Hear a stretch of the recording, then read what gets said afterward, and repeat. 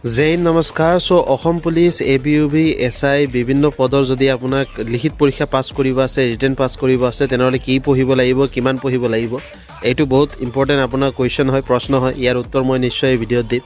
আপোনালোকে যদি Assam police ABUB APRO commando SI grade 4 driver বিভিন্ন পদত যদি অসম ফৰেষ্ট তেনেকুৱা বিভিন্ন পদত এপ্লাই কৰিম বুলি ভাবি আছে আৰু ৰিটেন এক্সাম দিম বুলি ভাবি আছে, তেনেহ'লে আপোনালোকে দিনত 1 ঘণ্টা আছাম হিষ্ট্ৰী পঢ়িব।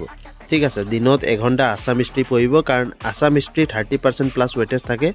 লগতে ইণ্ডিয়ান হিষ্ট্ৰী আধা ঘণ্টা পঢ়িব, 1 ঘণ্টা আছাম হিষ্ট্ৰী, ইণ্ডিয়ান হিষ্ট্ৰী আধা ঘণ্টা, মেথছ 1 ঘণ্টা, ৰিজনিং 1 ঘণ্টা, ইংলিছ আধা ঘণ্টা। ঠিক আছে, লগতে 10 বা 15 মিনিট ওলাই পেলাই নিউজো চাব যে আজিৰ নিউজ কি আছে, আজি কাৰেণ্ট এফেয়াৰ কি আছে। ইমান কৰি লওক।